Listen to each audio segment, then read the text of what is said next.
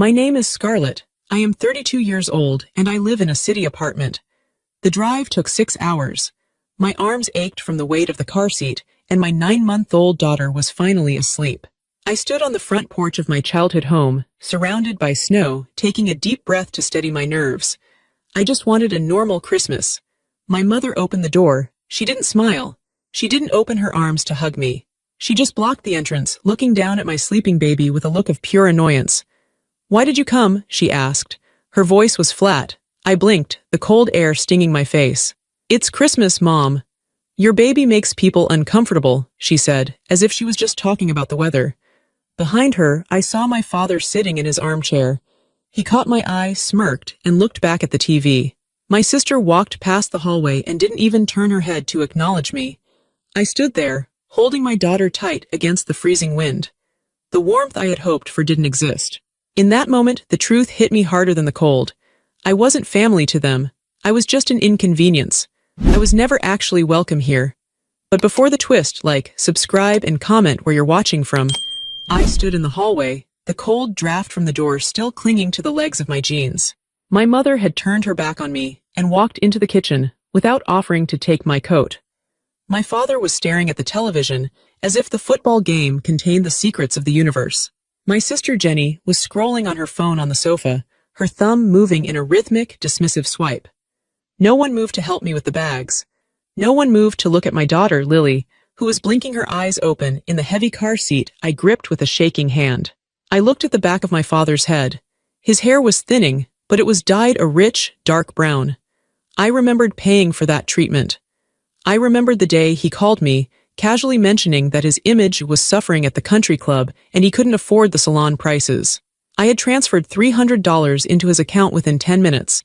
He never said thank you. He just sent a text later that said, "Looks good."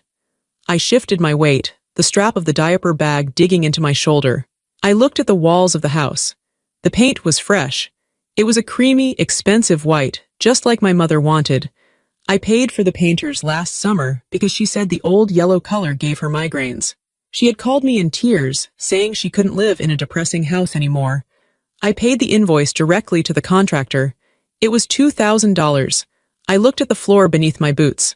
The hardwood was polished and gleaming.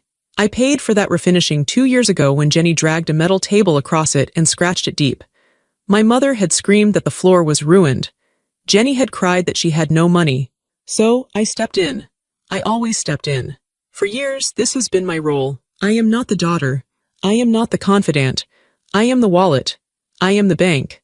I am the safety net that catches them before they ever have to feel the hard ground of reality. It started slowly, so slowly that I didn't even notice I was being trapped. I remember the first time clearly. I was 22 years old. I had just landed my first real job out of college as a junior analyst. I was making a decent salary for the first time in my life. I was proud. I felt like an adult. My dad called me on a Tuesday evening. His voice was low, shaky. He told me he had forgotten to pay the electric bill for 3 months. He said the power company was coming the next morning to shut off the lights. He said he was embarrassed. He said he didn't want Mom to find out.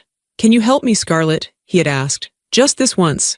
I felt a surge of responsibility. I wanted to be the hero. I wanted to prove I was capable. "Of course, Dad," I said. I paid the bill.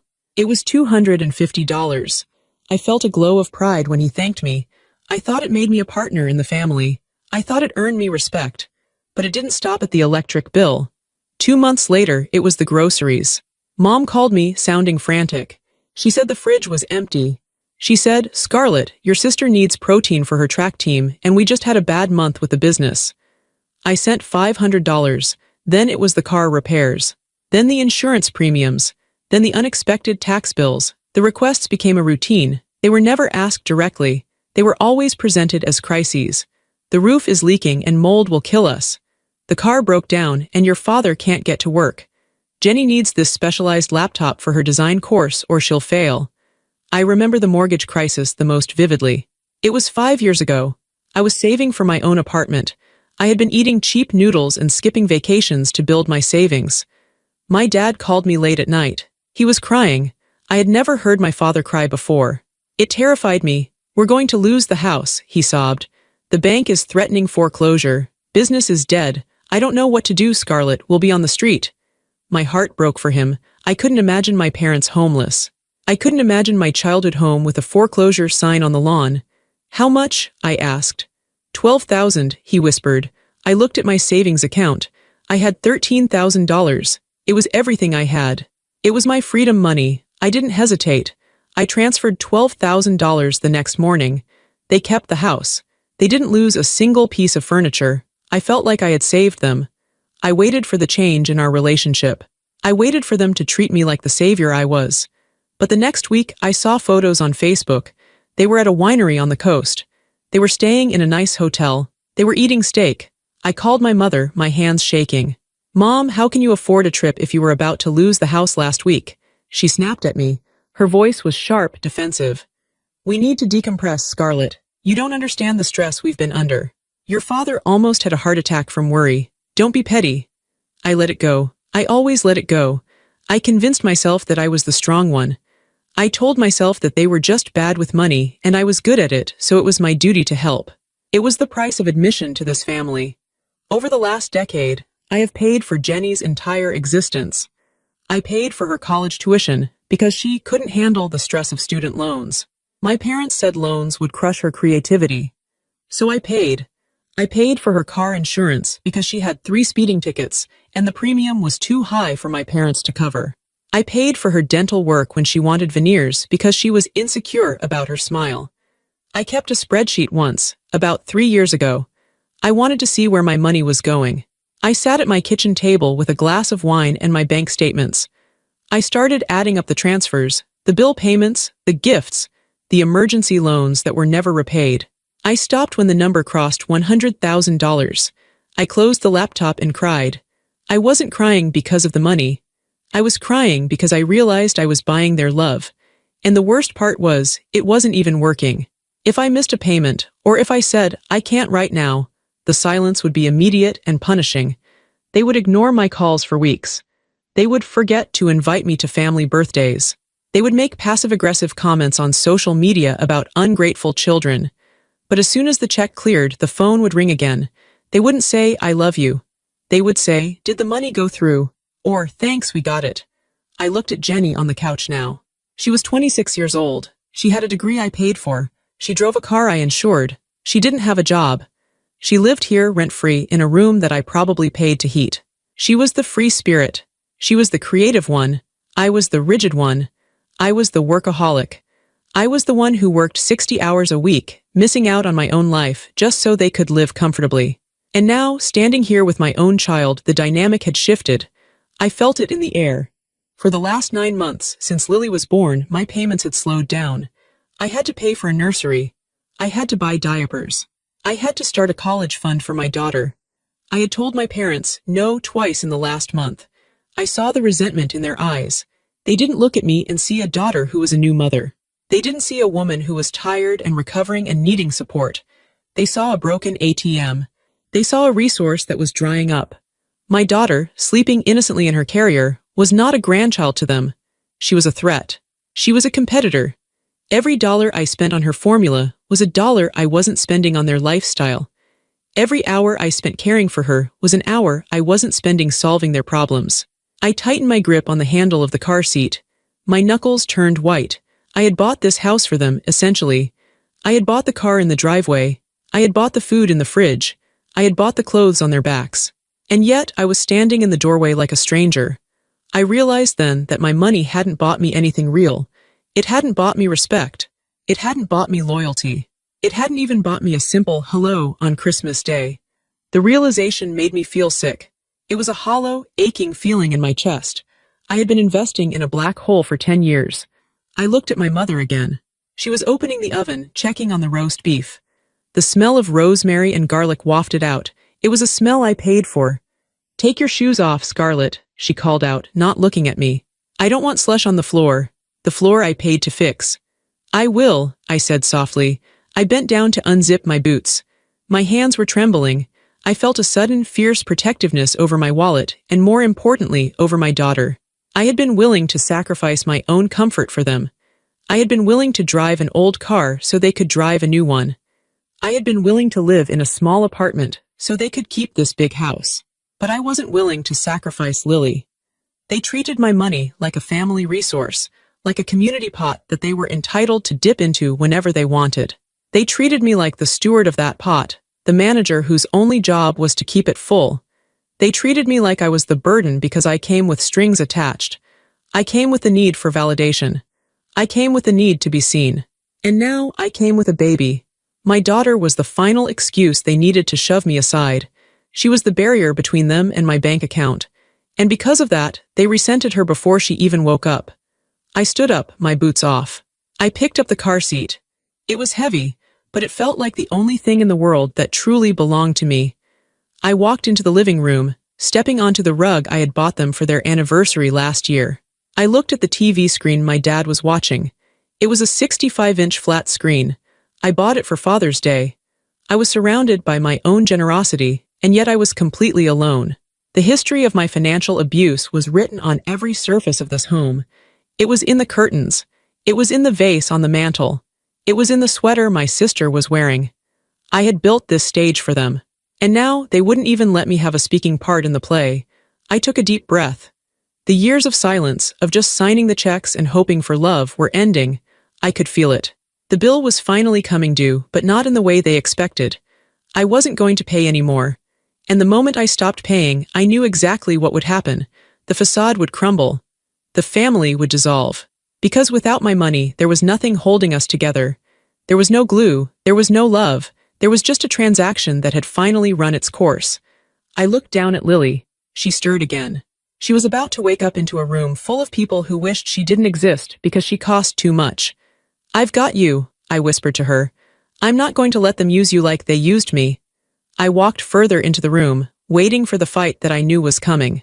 I was done being the bank. Today, I was just going to be a mother, and that was going to be a problem for everyone in this house. I walked fully into the living room. The air was warm, heated by the furnace I knew was on its last legs, but the atmosphere was freezing. I set the heavy car seat down on the rug carefully, trying not to jar it. Lily stirred. She let out a small, soft noise, a little coo that usually made strangers smile in the grocery store. It was a happy sound. She was waking up. "Is that thing going to cry?" Jenny asked. She didn't look up from her phone. She didn't turn her head. Her voice was flat, bored, and irritated. I froze. I stared at the side of her face. "Her name is Lily," I said. My voice was quiet, but it had a hard edge to it. "And she's not a thing." "Whatever," Jenny sighed, finally glancing up with a roll of her eyes. "I have a headache. I was up late last night with friends. If she starts screaming, I'm going to my room. I can't deal with noise right now." My mother walked back in from the kitchen. She was wiping her hands on a pristine white dish towel. She looked down at the car seat on the floor. She didn't bend down. She didn't smile. She didn't peek inside the canopy to see the face of her first and only grandchild. She looked at the carrier the way someone looks at a muddy pair of boots left in the wrong place. "You can't leave that there," Mom said. "Someone will trip. It's in the way." "I just got here, Mom," I said, struggling to keep my voice steady. "I haven't even taken my coat off yet. Can I just settle in?" "Well, hurry up," she said, turning her attention to a speck of dust on the coffee table. "And don't put her on the white sofa. She spits up, doesn't she? Babies always spit up. I don't want stains on the fabric. That sofa cost a fortune." I bit the inside of my cheek. I wanted to scream. "I paid for that sofa, Mom. I sent you the money for it 3 years ago." But I didn't. I just felt a lump form in my throat. It was hard and painful, like swallowing a stone. I bent down and unbuckled Lily. I lifted her out of the seat. She was warm and soft, smelling like baby lotion and sleep. She rubbed her eyes with her tiny fists and looked around the strange room. She blinked, her big blue eyes taking in the lights of the Christmas tree. She saw my dad sitting in his recliner. She smiled. It was a big, gummy, joyful smile. She waved a little chubby hand at him. Dad looked at her. He frowned. He didn't smile back. He didn't wave. He picked up the remote control and pressed the volume button.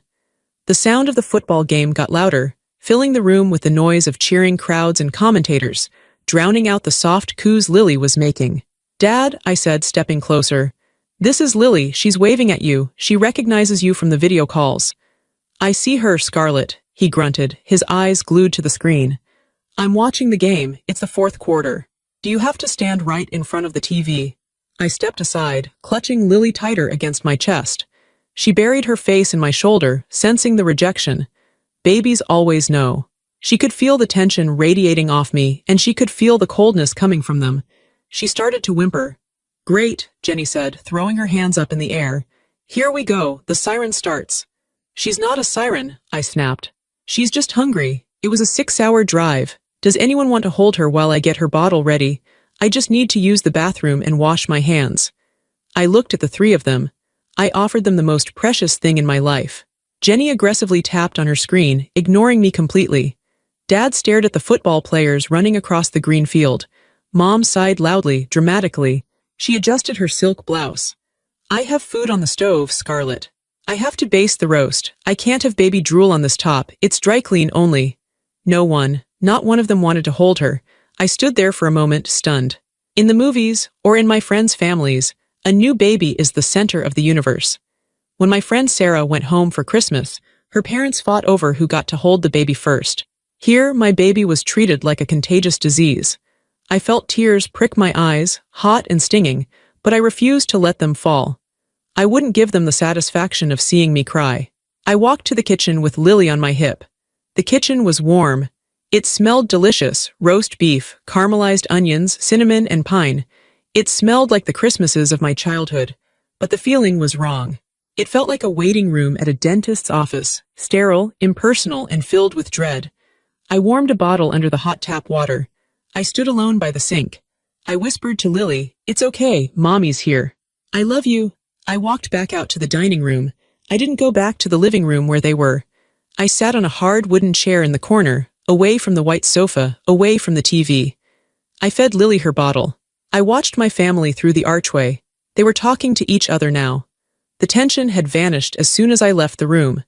Jenny was showing Mom a video on her phone, and they were both laughing. It was a genuine, easy laugh. Dad was cheering for a touchdown, shouting at the screen. They were a unit, a closed circle. They were comfortable with each other. I was the observer. I was the outsider looking in through a glass wall. My eyes drifted to the pile of gifts I had brought. I had spent hours wrapping them in expensive paper with real ribbons. I had bought Jenny a designer handbag she had linked on her Instagram. It cost $500. I had bought Dad a new smartwatch because he complained his old one was slow. I had bought Mom a set of luxury skincare creams she loved. The bags sat by the door, untouched. They hadn't even asked what I brought. They hadn't even looked at them. "So," Mom called out from the living room. She didn't turn her head. She just shouted over the back of the sofa. "Did you get that end-of-year bonus you were talking about?" That was the first question. Not "how was the drive?" Not "how are you feeling?" Not "is the baby sleeping through the night?" "Yes," I said, my voice dull. "I got it."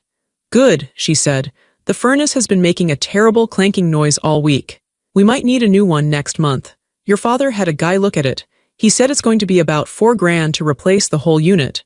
She didn't ask if I could help. She didn't ask if I had the money. She just stated the price. She assumed the check was already written. She assumed that my bonus was actually their bonus. I looked down at Lily. She was drinking her milk, her eyes wide and trusting, looking up at me. She played with a button on my shirt. She was innocent. She didn't know that the people in this room considered her a financial inconvenience.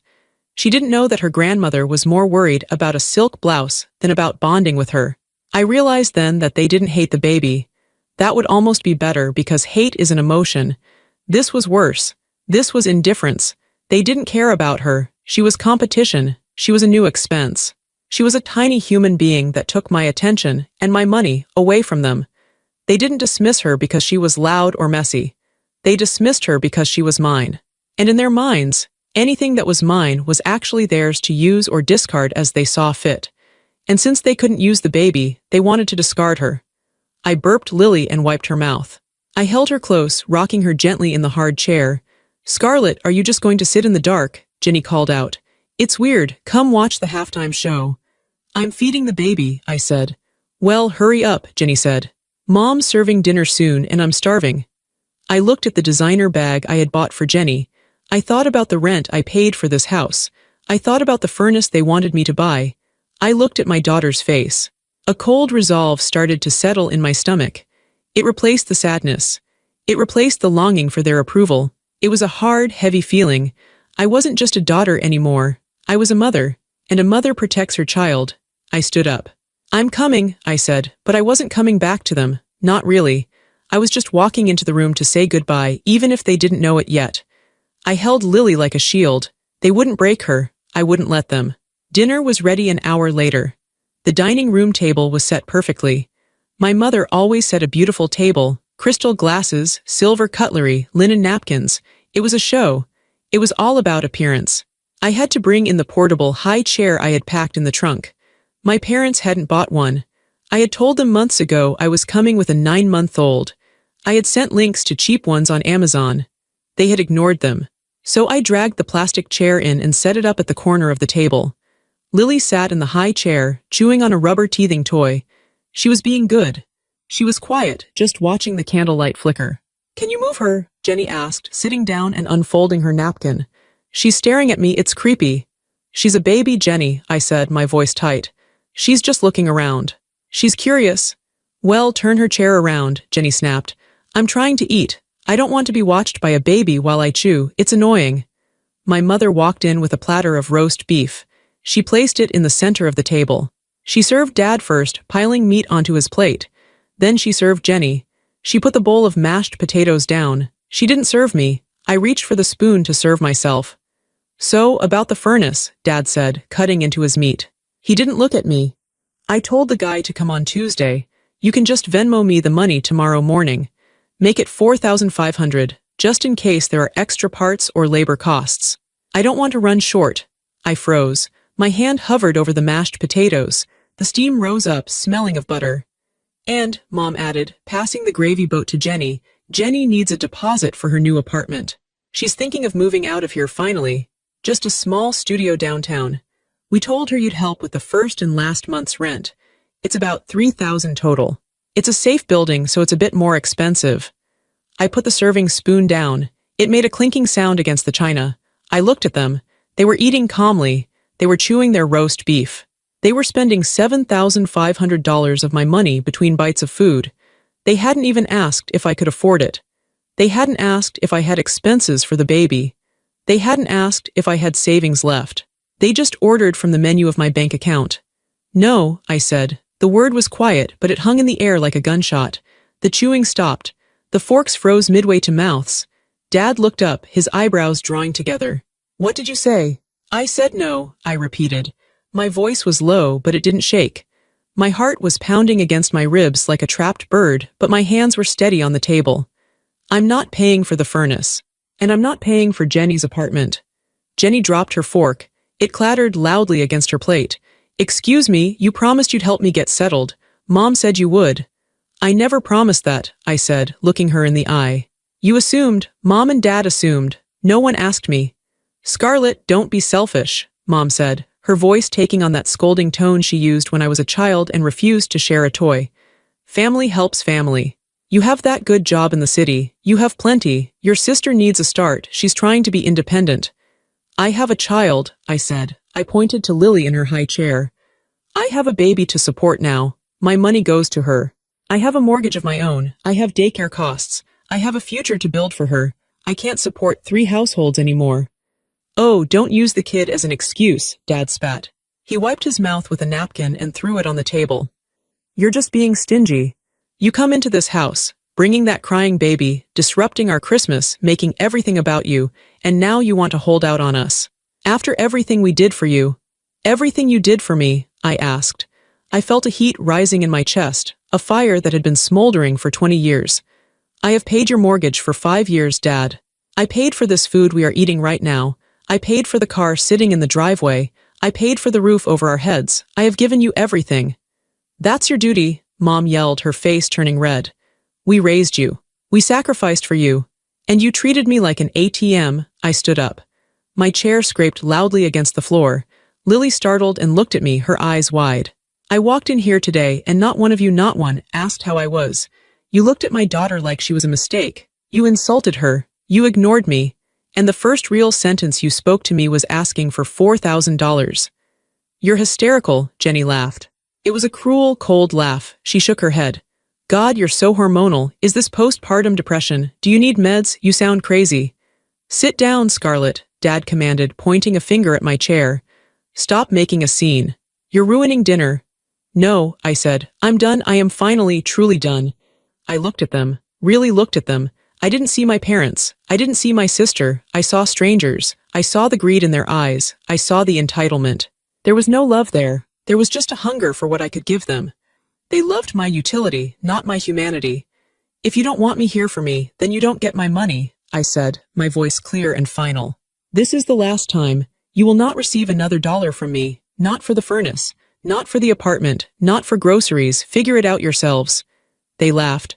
They actually laughed at me. "She'll transfer it tomorrow," Mom said to Dad, ignoring me standing there. "She always feels guilty later. She's just tired. Just let her have her tantrum." "I bet she sends 5,000 just to apologize," Jenny sneered, picking up her fork again. Something inside me clicked. It was the sound of a heavy chain finally breaking. It was the sound of the lock snapping open. They didn't believe me because I had never held my ground before. They thought they owned me. They thought I was weak because I was kind. I looked at Lily. She was watching me, quiet and alert. I knew in that moment that I had to protect her. I couldn't let her grow up watching her mother be treated like this. I couldn't let her think this was what love looked like. "Watch me," I whispered. I turned away from the table. I didn't look back at their smug faces. I didn't wait for permission to leave. I walked toward the high chair. The era of Scarlet the bank was over. The era of Scarlet the mother had begun. I didn't finish dinner. I didn't clear my plate. I walked over to the high chair and unbuckled Lily. She looked at me, sensing the change in energy. I picked her up and walked straight to the hallway. "Where are you going?" Mom called out. Her voice wasn't worried. It was annoyed. "We haven't had pie yet." "I'm leaving," I said. I put Lily into her car seat on the floor. I zipped up her winter suit. I put on my coat. My hands were moving fast, efficient. "You can't leave," Dad said from the dining room. "It's snowing. Don't be an idiot." "I'd rather drive through a blizzard than spend another minute in this house," I said. I grabbed the car seat. I grabbed my bag. I left the gifts. I left the designer bag and the watch and the skincare. I didn't care about the money I had spent on them. It was a sunk cost, the price of my freedom. I opened the front door. The wind howled. Snow was coming down in thick sheets. "Scarlet," Mom yelled, finally standing up and coming to the hallway. "If you walk out that door, don't you dare come back crying when you need us." I turned around one last time. The cold air swirled around me. "I won't need you," I said calmly. "I never did. You needed me." I slammed the door. The walk to the car was brutal. The wind bit at my face. The snow crunched under my boots. I strapped Lily into the base in the back seat. I checked her buckles twice. I kissed her forehead. "We're going home, baby girl," I whispered. "We're going to our real home." I got into the driver's seat and locked the doors. I saw the curtain in the living room window move. They were watching, probably waiting for me to turn off the engine and come back inside, begging for forgiveness. I put the car in reverse and backed out of the driveway. I didn't look back. The drive was terrifying. The highway was a sheet of white. The windshield wipers worked furiously against the snow. My knuckles were white on the steering wheel. The car slipped once, sliding slightly on black ice, but I corrected it. I was hyper-focused. I didn't cry. I didn't panic. I felt a strange, cold clarity.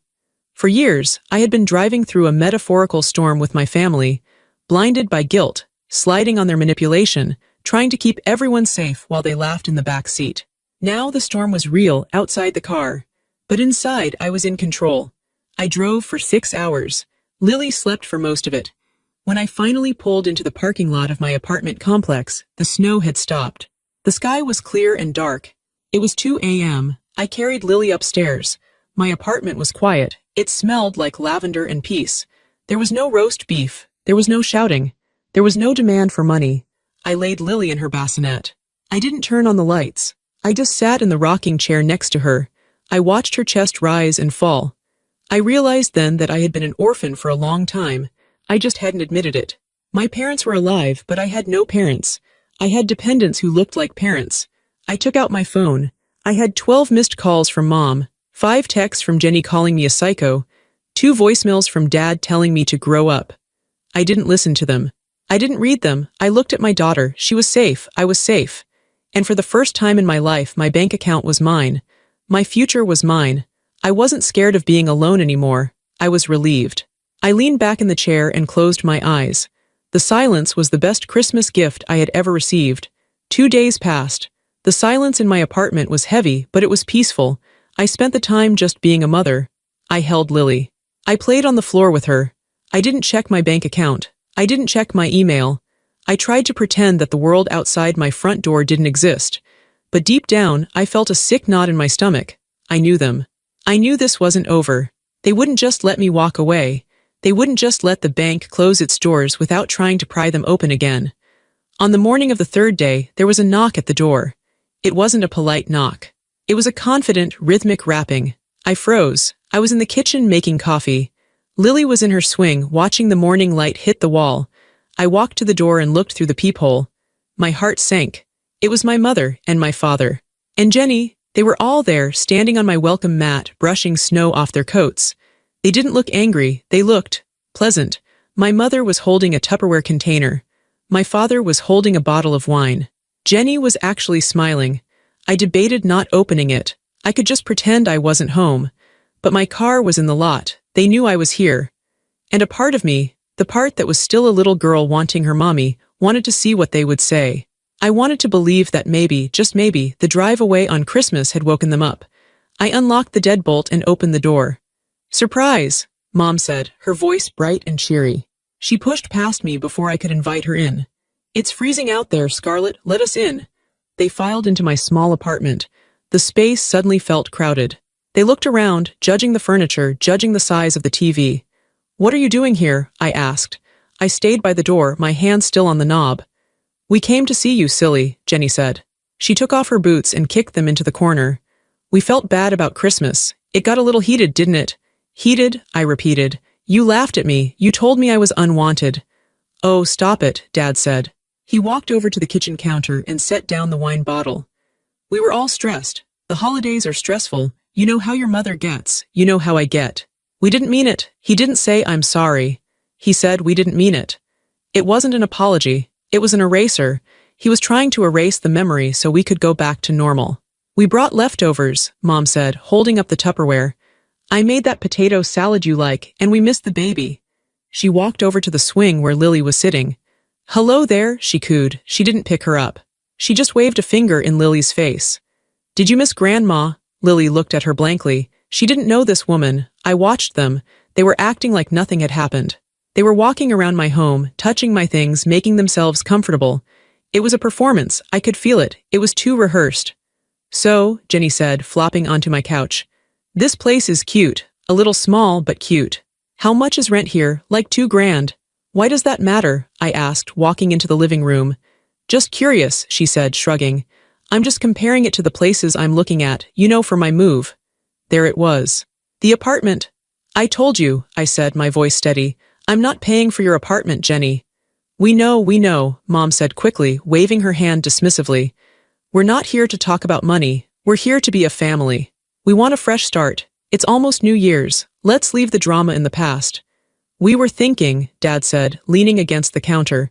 "For New Year's Eve, we should all go out. A nice dinner. That steakhouse downtown." "My treat?" I looked at him. "Your treat?" "Well," he hesitated. "I mean, I'll pick the place. We can figure out the bill later, but we want to celebrate. We want to celebrate you, Scarlett. You work so hard." They were saying all the right things, but their eyes were cold. They were scanning the apartment, looking for signs of wealth. Mom was eyeing my new coffee maker. Jenny was looking at the laptop sitting on my desk.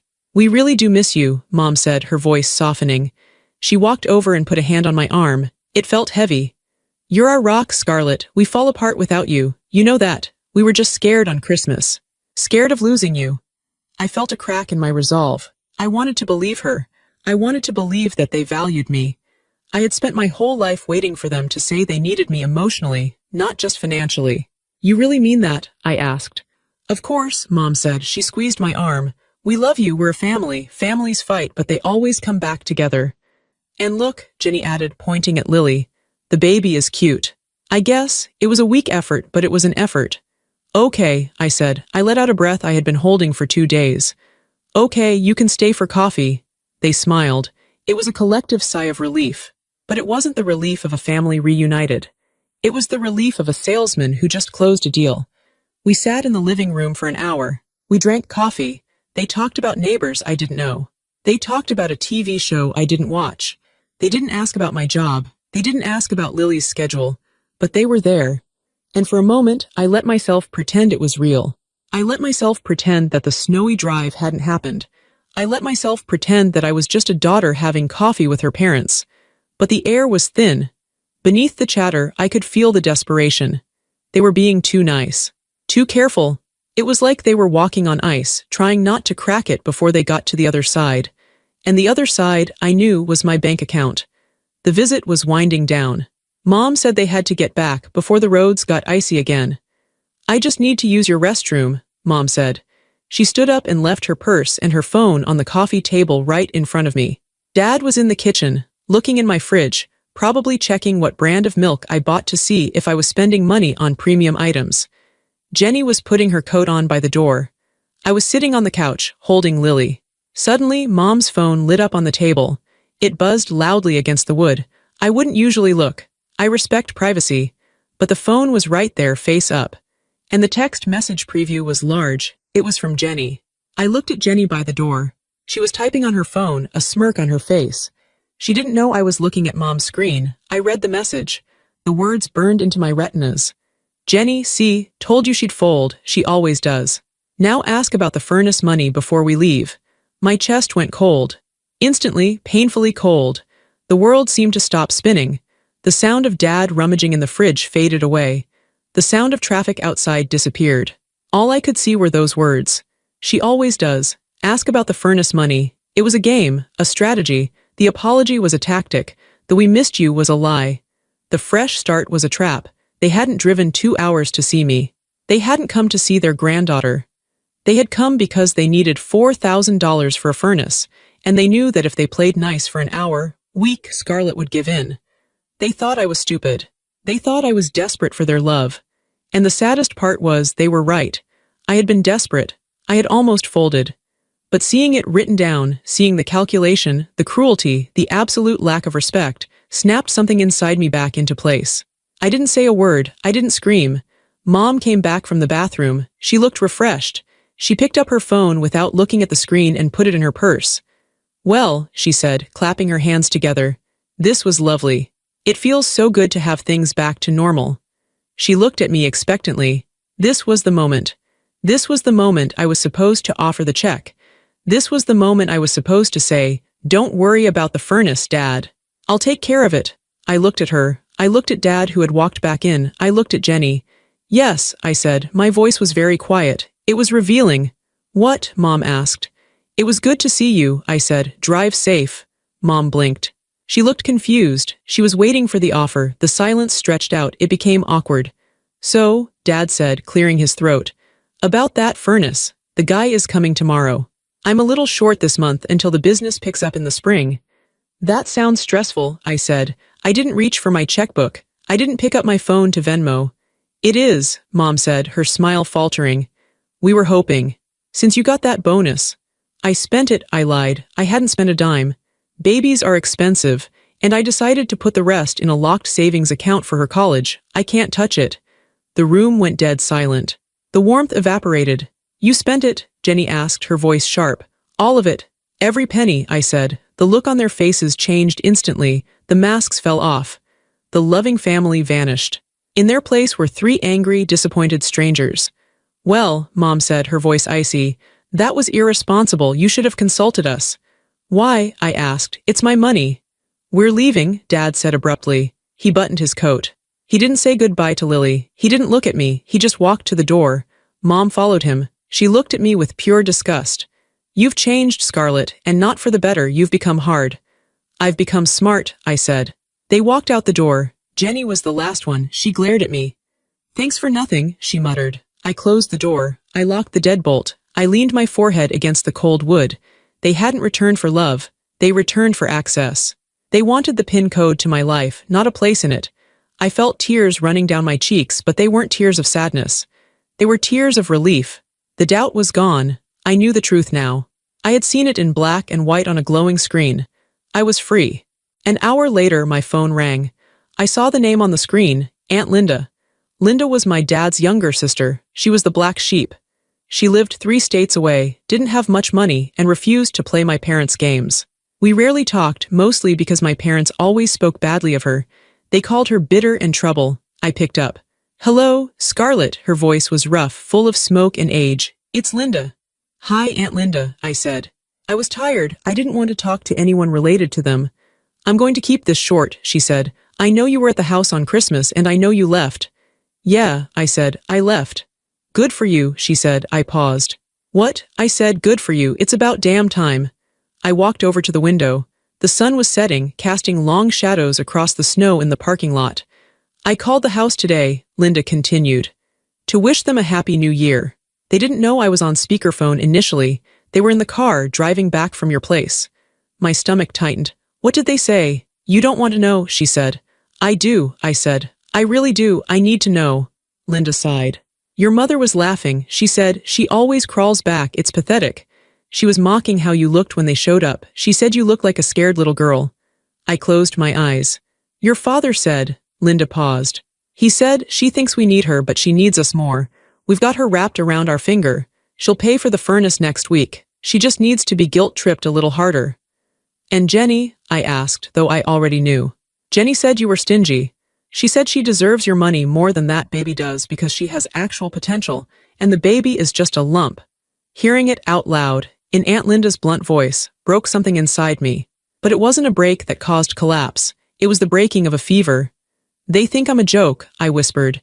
"They think you're a resource, honey," Linda said. "They don't respect you. They never have. They respect your checkbook. As long as you keep opening it, they'll keep laughing at you behind your back." "I saw a text," I told her. "Jenny texted Mom while they were here. It said I would fold." "See," Linda said, "it's a game to them. Manipulation is their sport, and you've been the ball for 10 years. "I'm done, Linda," I said. "I told them no." "Saying no is the easy part," Linda warned. "Sticking to it is hard. They will come for you. They will cry. They will threaten. They will tell the whole family you're abandoning them. They will try to destroy your reputation." "Let them," I said. The anger in my chest was gone, replaced by a cold, hard steel. "Let them talk."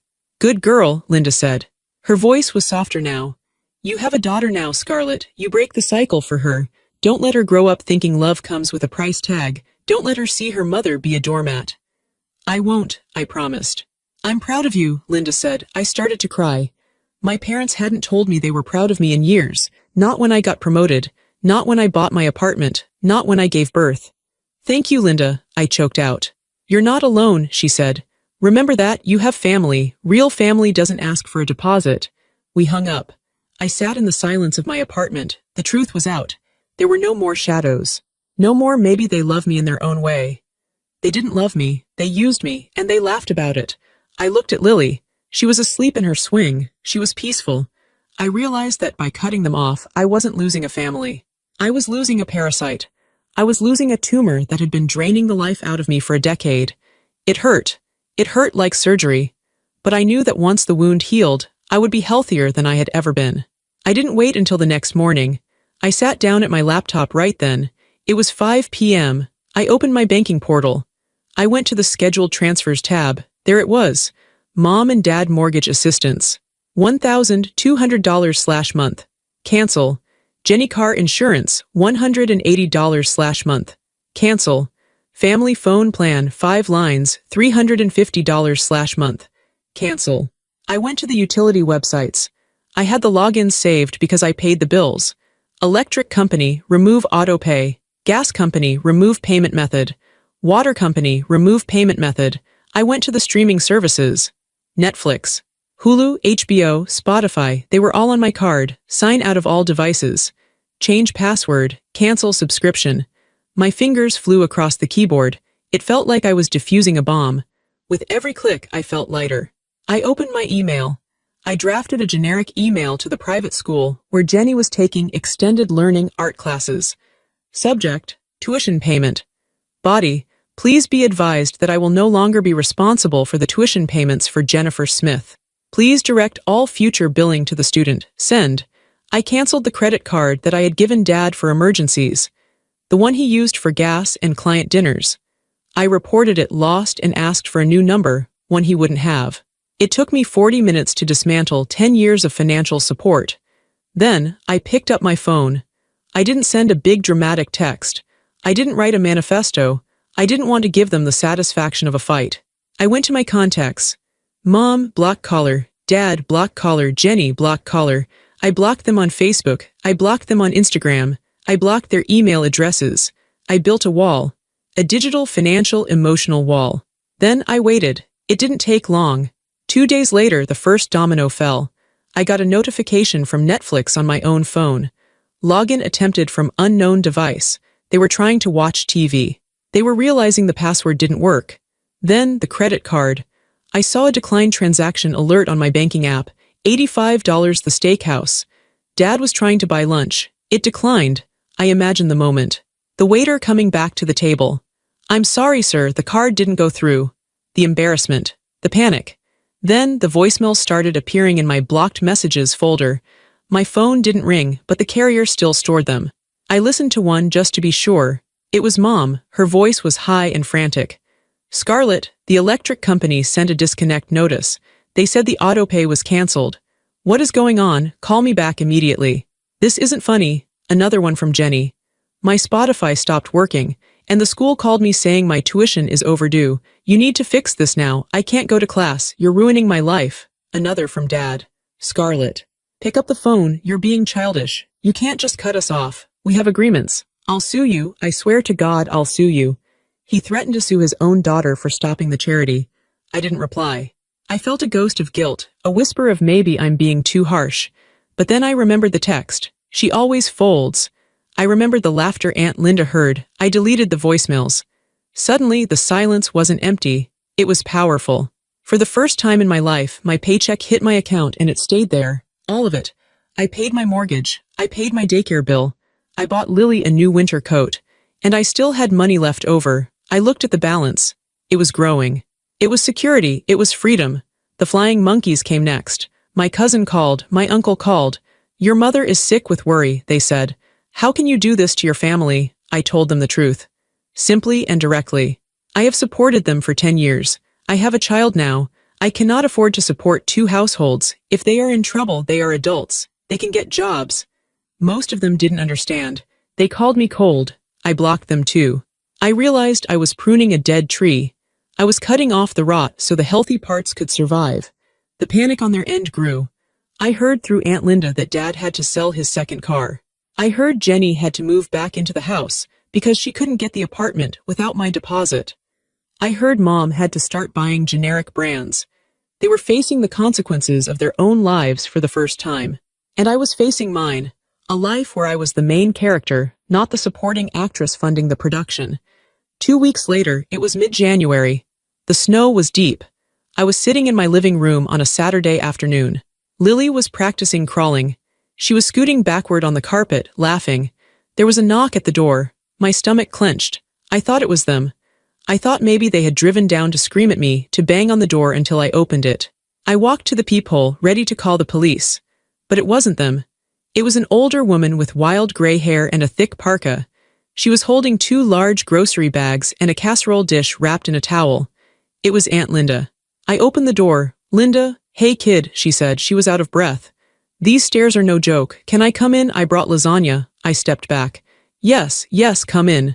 She walked in and set the bags on the kitchen counter. I was in the neighborhood, she lied. She lived 3 states away. Thought I'd check on you, brought some stuff, diapers, wipes, some of those expensive organic snacks you like. I looked at the bags. There was easily $200 worth of groceries. You didn't have to do this, I said. I know, she said. She took off her coat. That's why it's a gift. If you have to do it, it's a tax. If you want to do it, it's love. She walked over to Lily. She knelt down on the carpet. Her knees cracked, but she didn't care. Well, hello, beautiful, Linda said softly. Lily looked at her. She didn't cry. She crawled right over to Linda and grabbed her finger. Linda smiled, and her eyes crinkled up. It was a real smile. She looks like you, Linda said, looking up at me. She has your eyes and your chin. She does. Yeah, strong chin. Stubborn, Linda winked. We ate the lasagna. It was homemade. It was hot and cheesy and tasted like comfort. We sat at my small table. Linda told me stories about my dad when he was young, before he got greedy. She told me about her own life, her cats, her job at the library. She didn't ask for anything. She didn't ask about my salary.